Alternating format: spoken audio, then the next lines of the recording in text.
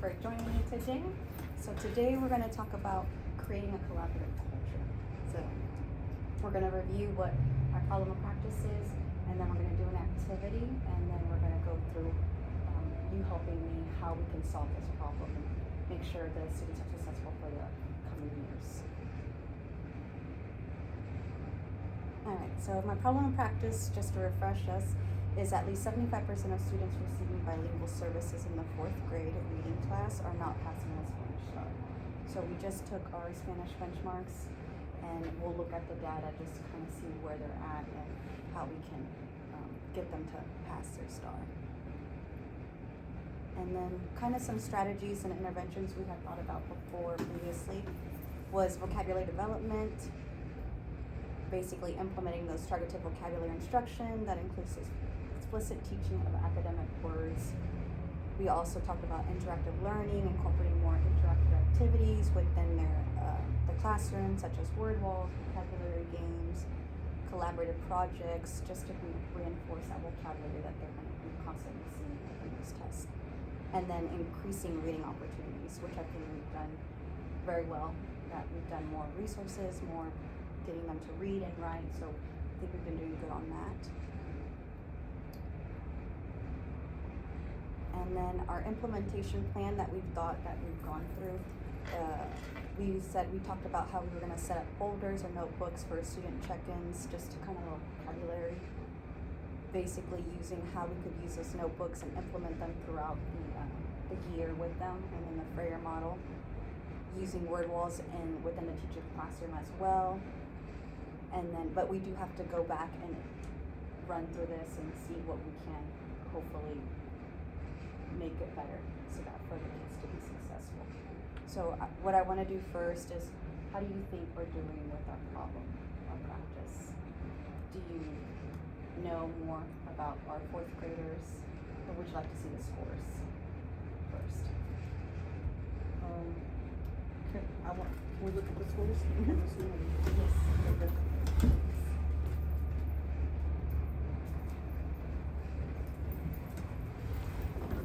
So we just want to take a look and kind of see, just observe for now, and then we can kind of see. Do you want me to bigger, or this is good? Okay.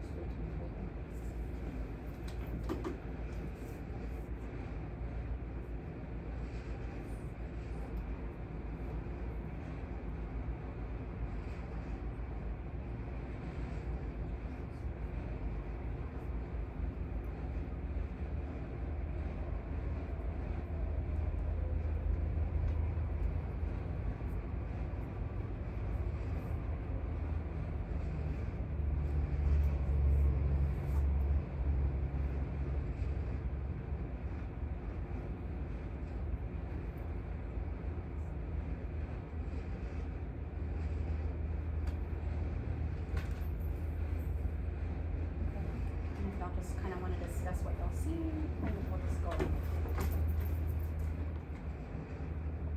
So of the 15, you got 6 that approach. It's pretty good amount.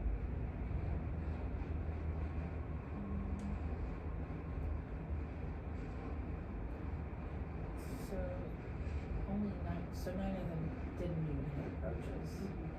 And like some of them are, I guess I'm just looking at the percentages. So we have some kids are in the 16, 20s, some they may they're in the 40s or 30s.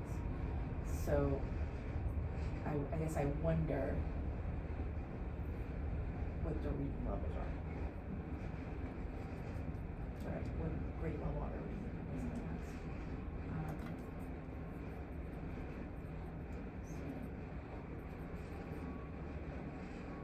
For me, I always tend to look straight at the special ed and how many of those that the three are actually in here, or they're doing resource.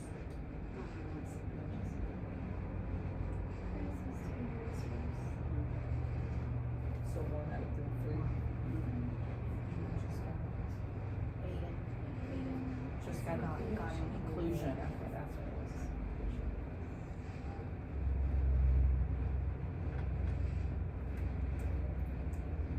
And besides that, everyone else has pretty much been here since pre-K.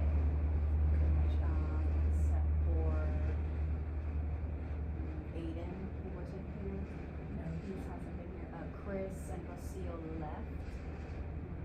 I think in third grade. And they came back. And then came back. I left in February, came back just this month. But everyone else has been. Oh, and Cindy was arrived late in first grade.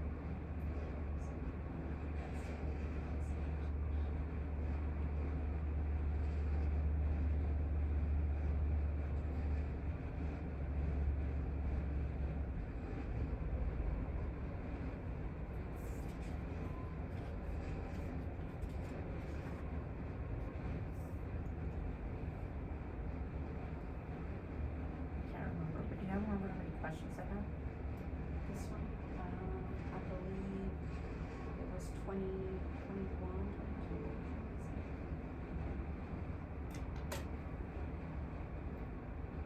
So yeah, when we look at reading levels, it was like,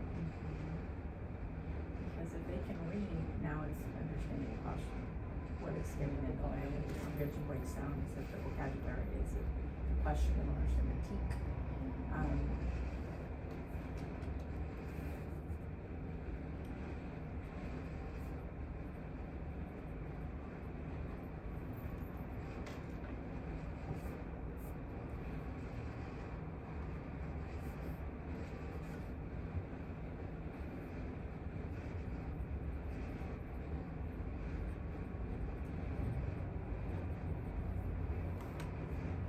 Access to the reading levels are coming off Teams.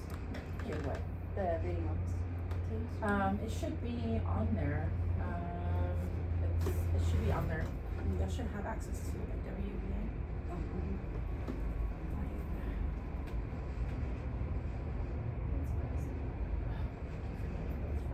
Can I unfreeze it or no? Yes, go ahead. Okay. Sorry, I like to look at the teak, like where are they scoring low on?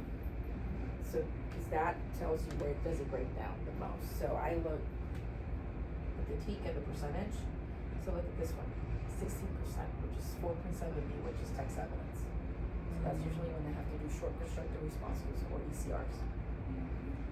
43, okay, this is kinda low, 86, okay, this one's a little bit, 33%. I can hover over it so you can see the specific teak. look at that 4.11. 4.11. Yeah, he's got 6 pieces there. Right? Uh-huh. Is it that one or the No, one go before? over. Yeah, the other way, other direction. To the right. It's 411B. That one's in or no? No, No. They'll move to the right, okay. 2 more. One more. I got that one. What does it say? What teak is that? It's a transition. So basically. Transition It's a writing. inclusion. Right. Revising. That's basically revising. So revising is one that gives, this is another revising. Oops. It's a lot of revising. Revising, like I said, revising is 40% of their STAR test. Am I in the right one? Or next one? Hold up. Next one? The 4.11.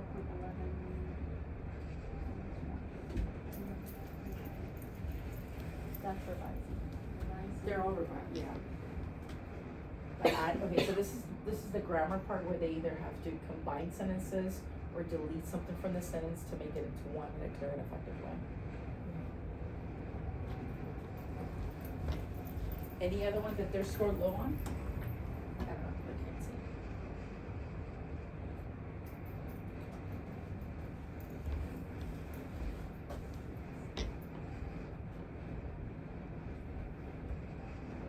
So 32. The 32. That's what you said was text evidence. This text evidence, and then the 4.7.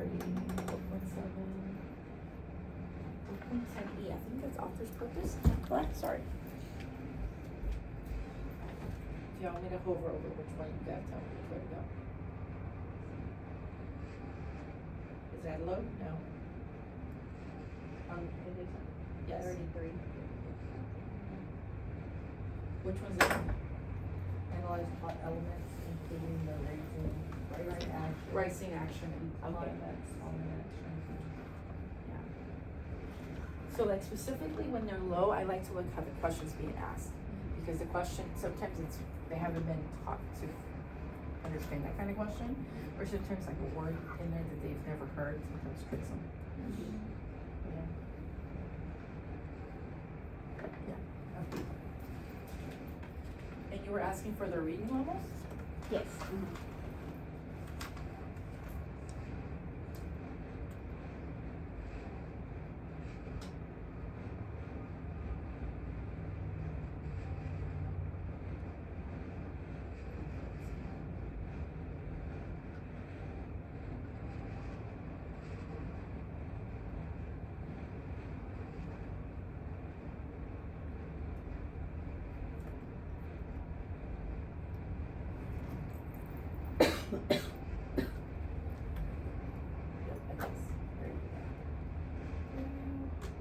So it gives you a Ritz and a percentile. Ritz is usually what tells you, it tells you the level. I think I shared it with y'all that NWE, there's a beginning of the year, so their score less than a certain percentage.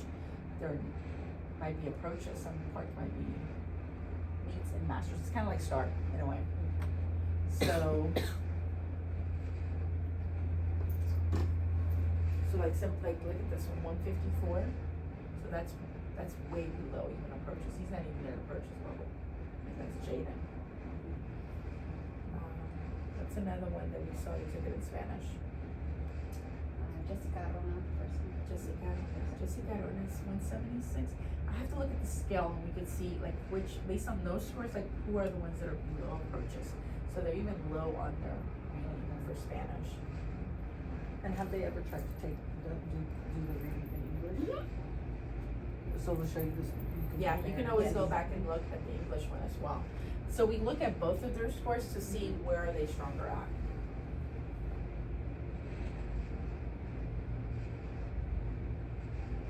No, the benchmark they only took in Spanish.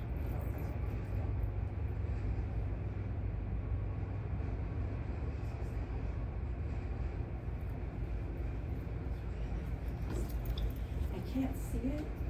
I don't think it lets me touch it very well. Is Beasley, where is Beasley at? Go down. Here. One more. Oh. Right Here? Mhm.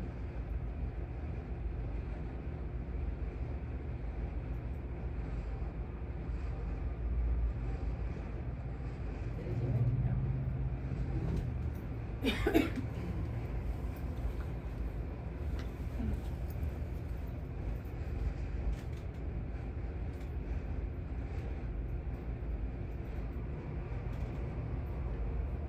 There it is.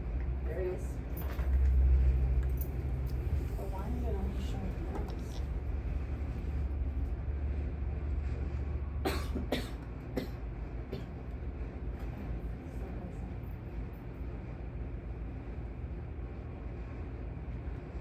I don't know why it's only showing those, show everybody. I think if you go to NWE map, that's where you're gonna see them all. Yeah, cause this one's only, and when you do it here, sometimes it's a little bit flimsy.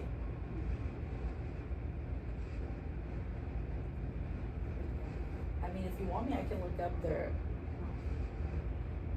looking at the RIT scores tells you if they're below grade level. So even like him, he's a 163, Aiden. So that's below approaches, he's not even on. That's what I'm saying, like, even though that's their primary language, they're still that's the hard part. Yeah. Gosh, I think yes. My bell still. And is that more comprehension or more like literally reading? You know, like is your score based off of the comprehension? Is that what it is? Because I've only ever taught math. So it's you read stories and then it's comprehension questions about the story. Right, but I'm saying like the scores specifically, can we tell that it's because they can't read or because they don't understand? They don't understand. They can't tell really because it's a multiple choice answer, and so it's kind of like depending how they whatever they choose, that's how they get scored, and then it bases it on their levels. So they get all fourth graders in the United States to take this test, and they kind of give them a test and see where they're at. So they see that their comprehension's good, they go higher level questions. If they see their comprehension is not as doing so well, they'll go a little bit lower. So they adjust their test. So we could say that this score is based off of comprehension. But, I mean, they go hand in hand because they're asking them to read a passage and then answer the comprehension. If they can't read the passage, there's not gonna The be comprehension's not gonna be there. So, Yeah, 'cause this one they have to read, nothing gets read to them. No, nothing gets read to them. not even like for your kid that has resource, nothing's written. Yes. No reading, no. Not on They wanna see their baseline, see Just where they're on at. their own. Okay. Cause that's really showing they either comprehend or don't comprehend. And that's also hard to tell too because some do comprehend but they don't like to test. Yeah. So they're just like, They don't try. And just read. Which I could see Jaden doing that because he doesn't like tests. He just sits there and sometimes he'll tell me like, I will just click through because you want it. but he does that sometimes.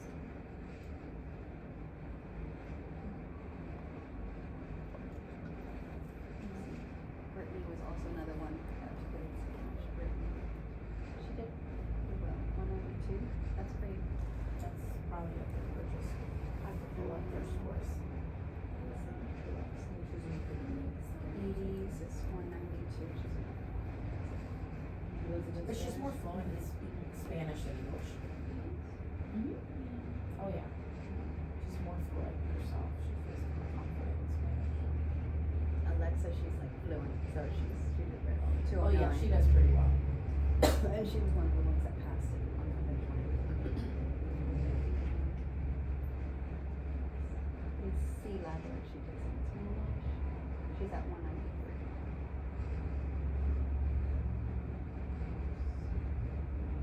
Jocelyn Sanchez Silva at the bottom, she takes it in Spanish. It's also 197.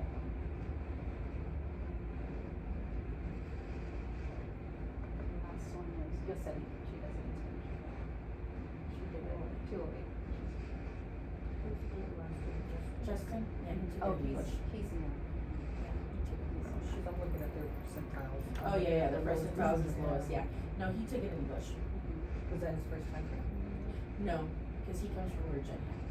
Oh, So Virginia, and then he came last year, was in Cyprus, and now he's here. Okay. So he's, no, it's not his first time English.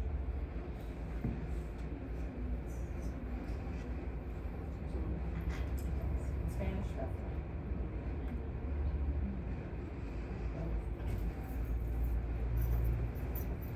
So what we're tasked really to do is to go ahead and basically find out what can we do to move our kids forward. So just to kind of what we shared back in our other PD when I presented, I talked about tier 1 and tier 2 and tier 3 words. So just to reiterate, tier 1 is everyday words that we see, like run, eat, and dog. Tier 2 is more academic words like analyzing, describing, predicting. And then tier 3, basically those content-specific words, erosion, gravity, circuit. So we want to see, I did bring out the benchmark test for y'all in Spanish, just to kind of see if you think that really does hit the mark vocabulary, or do you want to go a different route and see, hey, it's not vocabulary after all, and we need to go in a different direction to solve this problem.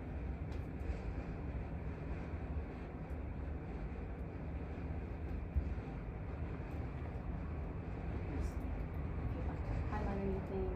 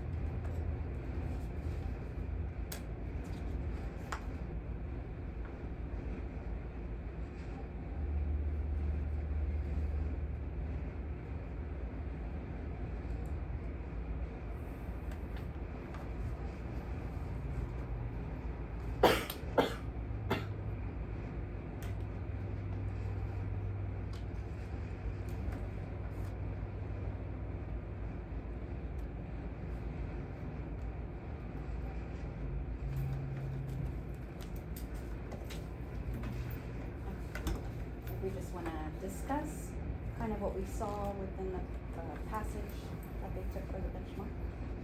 And just kind of note things that you see that would kind of impede the student from not being successful.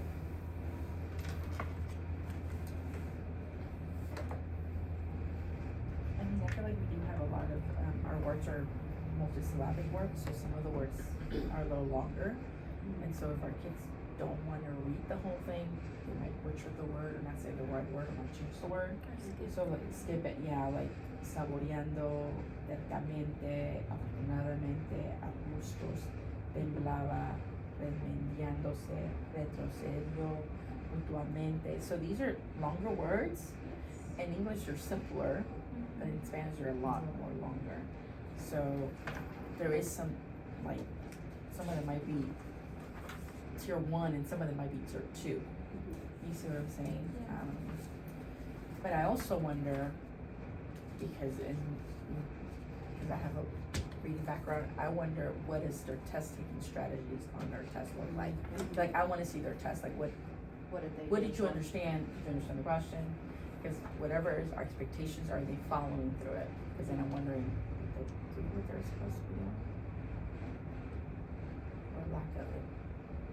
Do they actually know what that word means, or did they, You use a like you said, strategy to figure it out. what to do? And even the tool of the dictionary, because they have a dictionary on that. That's true. And even when it comes to even the STAR test, they're gonna be able to well, they wouldn't have it, but if they have SPED, they can get where it simplifies the word and they can put a picture.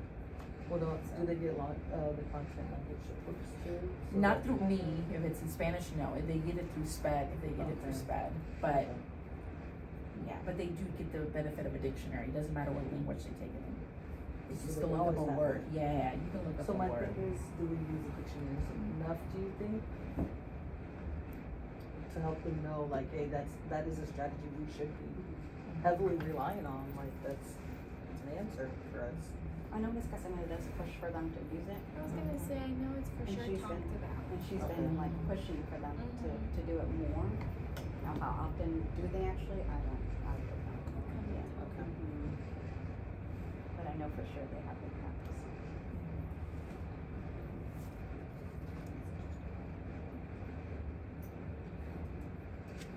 Is there anything else that you think that, besides the words, is there anything else that y'all think that could be? What about Not- the reading stamina? So my question is, if they're taking the test in Spanish and this is what they're seeing in Spanish, but are they reading also like their typical day-to-day reading in the classroom? Is it also mirroring this? Like the reading stamina for them to, like looking at this and be like, ooh, that's a lot, cause in class maybe they're reading like Dog Man, yeah, or something, you know what I mean? So that's totally different, because the words look, you know, whereas English or Spanish look longer too.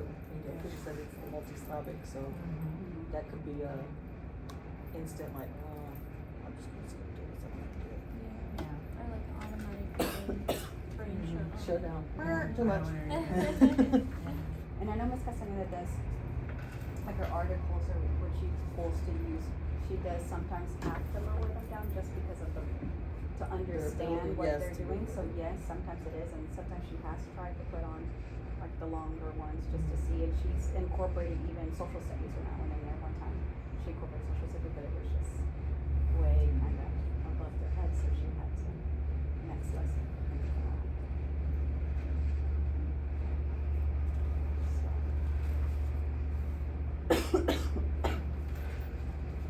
So if we wanna kind of start thinking about what would be our next steps to take this a little bit further? Do we wanna continue with the vocabulary, or do you think we should stop and pivot into a different direction with the problem of practice? With our kids not making, or still not meeting even their coaches. So, what do we wanna do? Can I say for me personally, like I just think recalling back on my learning, it wasn't until I got into high school and I had a teacher that really taught me and honed in on the strategies. Because if they're missing the mark, it's the strategies that are gonna carry you the furthest. And like when I taught, it's like she drilled those strategies into us So that way, every time I take tests, I still to this day as an adult, I apply those strategies because they were drilled. So at some point we know they're seeing this, they're overwhelmed, they're shutting down, or they're not using some of the tools they have. So maybe looking and saying, maybe let's really focus on those strategies and drill those strategies in and see what happens then. And more of like test taking strategies, test specifically. Yeah. I think with this group specifically, that'll help because a lot of these kids, they can do it. Because even like in math, we do the strategies. They know how to do it, but once it's time for them to do it independently, they don't want to. So I think like even like how you said, just drilling it, I think that would really help. And do you think we should give them numerous ones or just stick with like a couple of test strategies just to start off with?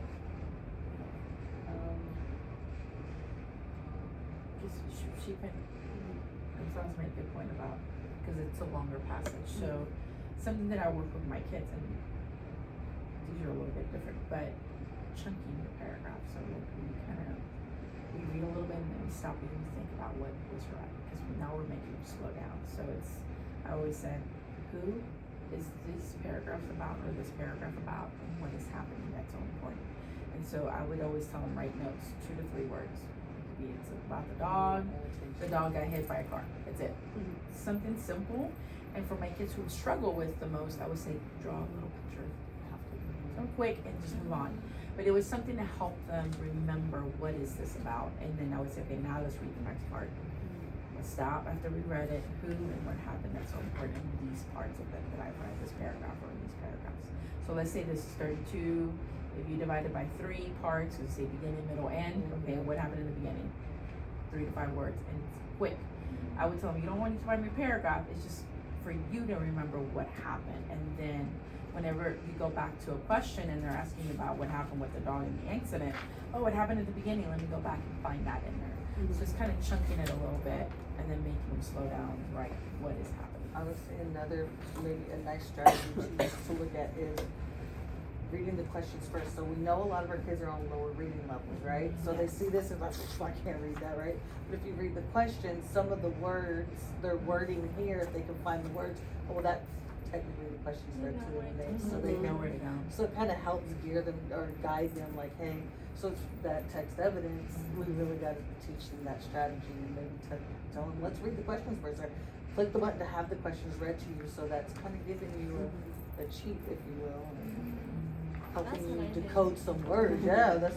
And maybe that's the thing, we teach them a lot of the strategies to use on their actual benchmark, but we never, like, on the test, when we get there, do this first or do this, we don't give them the steps yet, or at least we maybe need to, a little, or we do, push, but like maybe practice more. and practice, do a little push every time, so that way when it comes time for the benchmark. Then they know, well, let me go look at the questions first, or like you told me before, 2 are gonna be dummies, and then it's gonna be between the 2. Yeah, so you got a 50-50 chance, like you said.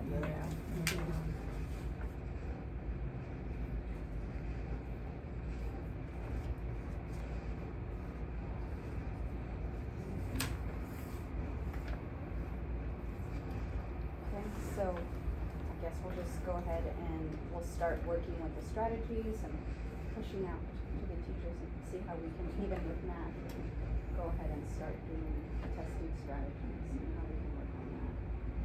And What about number 6? Just that one. It's writing, right? And that was the lowest teach. When we looked up there, that was, so that's that writing. That's a big part of it too. I mean, if they don't even answer the prompt, that's already easy, right? They could have picked the perfect text evidence, but if it doesn't answer the prompt. I would say this is a complicated part. This is hard. So what do we need to help them? Like, are we giving them complicated prompts and practice and breaking them down? Well, I know she specifically teaches them how to like do, she has like this whole we call it E in Spanish, but she does it. That's the one that was the line that okay. So she does, Miss Cassandra has taught them. Okay. And they do it. Now when it comes to writing, transferring that it over, I over, think that's I where would say. we're not. So then my other question is, when the students are taking it, if they're taking it Spanish, they're expected to write their response in In Spanish? Spanish. Mhm. And if they're taking it in English? It's in English.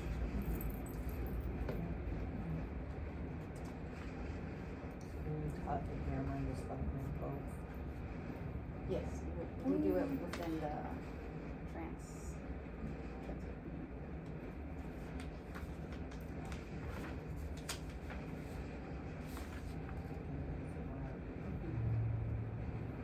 Like we said, I think it comes back to reading, like how we said, if we teach them how to slow down and write those things, then they'll be able to understand it, and hopefully when we come to this question, then they'll grasp more of what the actual story is about, and maybe they can, even if it's just starting at the one, at least have a point. I mean, teaching them, I think kids just start reading, but for content, once they get content and language support, like our SPED kids, it usually gives them a brief little summary about what they're about to read. So it does help them a little bit, which I don't think, because I think we need to, once we start showing them Cambium, it does provide that when you turn it on for them. That it gives them like a little summary at the beginning before they even read it. So this one's just very short. It says basado en la fábula de La Fontaine. And just, I know that a fábula, it has something to do with the theme. There's a lesson learned. So thinking about like getting ready to read, but just even looking at this part right here, that already helps me. So one of the things when we used to do paper, you know how we used to be like, is this a fiction or a non-fiction? And how do you know? We would have to put an F or an F. Like even bringing that back out, like what type of text is this? I've read it. The genre. So based on the genre, you can already tell a lot of the questions are going to be asked. Like what's the theme? What's the lesson the character learned? What is the events that happen and how they can change? So I mean a lot of the author's purpose and things like that. So I think honestly, I know this is, we're looking at fourth grade, but it doesn't even hurt to go back to some of those lower level things to just kind of refresh too, because yeah, it gets a lot.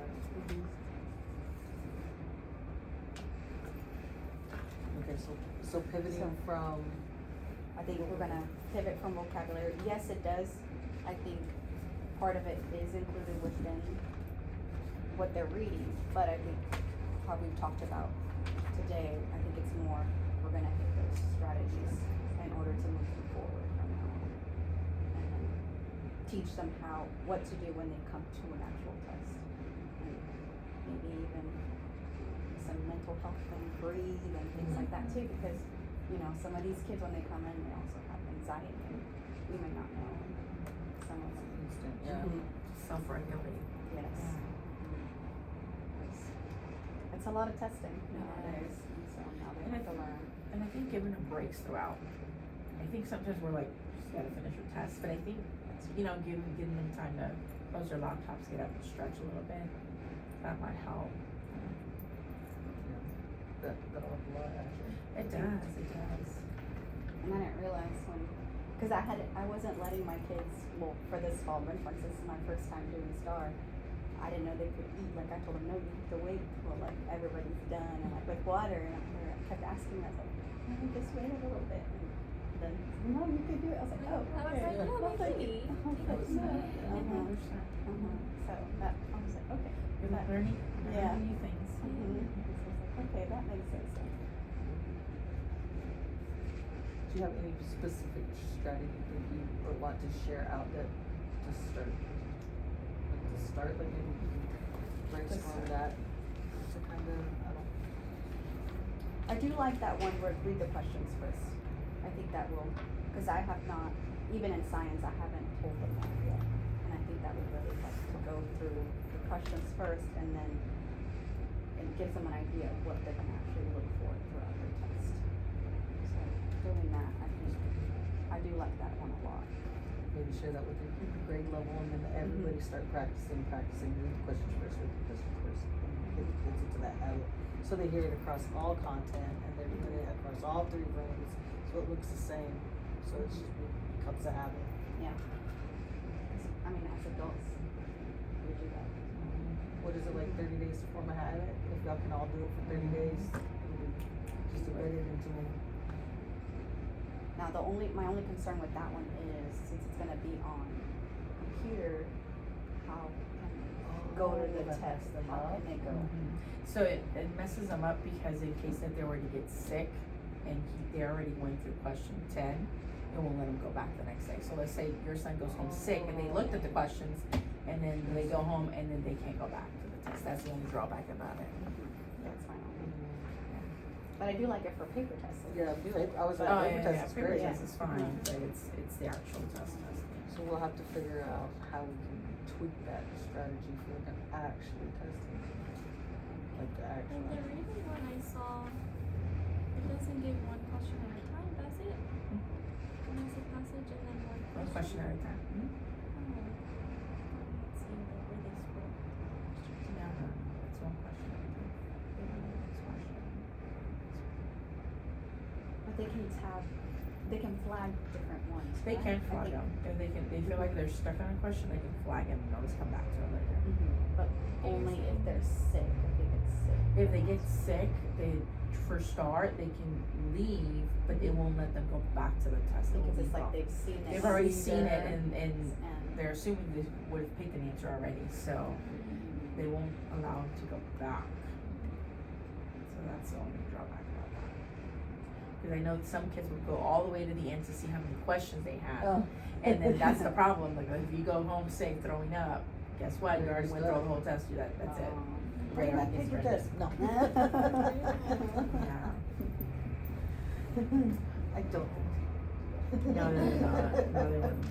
I mean, but it's going away next year, isn't it? What the? Star? It is. So that's That's what changing they're it to saying. 3 years, so. I don't know. So we'll see. Every Beginning, 3 years. I mean, well, Every beginning, middle, little end. bit. Yeah. Beginning, middle. So like math testing.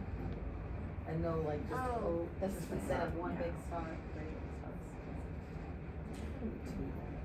as long as they make sure they stick to like the road maps.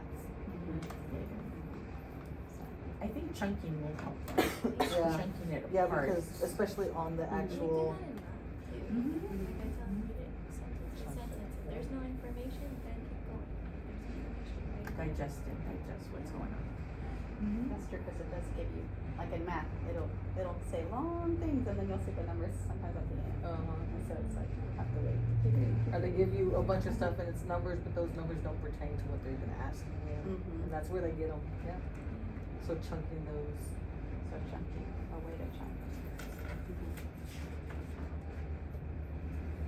So maybe for chunking, you could find something, maybe we could stick on your desk to start off with, just so that they can picture how to do chunking, or is there a specific way that you do it in the classroom?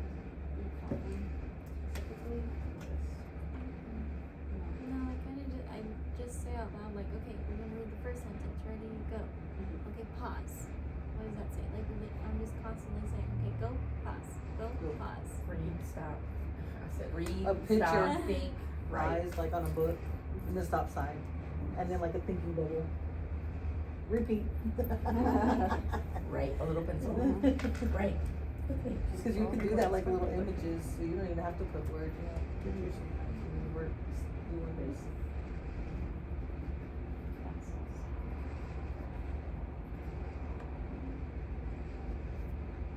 That's one idea.